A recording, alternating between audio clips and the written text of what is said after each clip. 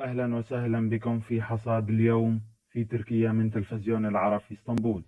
في الخبر الأول، أبرز ما جاء في تصريحات الرئيس التركي رجب طيب أردوغان خلال مؤتمر صحفي في روما. وأبرز ما جاء في حول لقائه مع بايدن، أبلغته أسفنا حيال الدعم الذي يتلقاه تنظيم PKK بيديه في سوريا من الولايات المتحدة.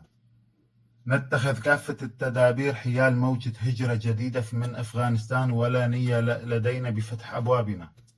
لا يمكن قبول التمييز بين الشعوب في توزيع لقاحات كورونا المعترف بها من قبل الصحة العالمية. المبالغ التي تنفقها الدول الأكثر تلويثا للبيئة من أجل مكافحة الهجرة غير النظامية أكثر بضعفين مما تنفقه على مكافحة تغيير المناخ، وهذا أمر مخزي. حول تزويد الولايات المتحدة التنظيمات الإرهابية بالسلاح، أعتقد أن المسار القادم لن يستمر على هذا النحو. لمست موقفا إيجابيا من بايدن حيال ملف طائرات F-16.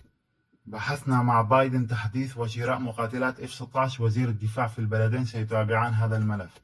يجب ألا تكون المؤسسات التي تتحكم بالنظام المالي العالمي أداة لحملات التلاعب السياسي التي لا تستند لأي مبرر اقتصادي منطقي.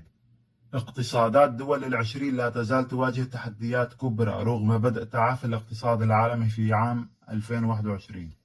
في الخبر الثاني، الأفران السورية في اسطنبول تبلغ الماركت المعتمدين لها برفع سعر ربطة الخبز لربع ليرة اعتبارا من غدا الاثنين.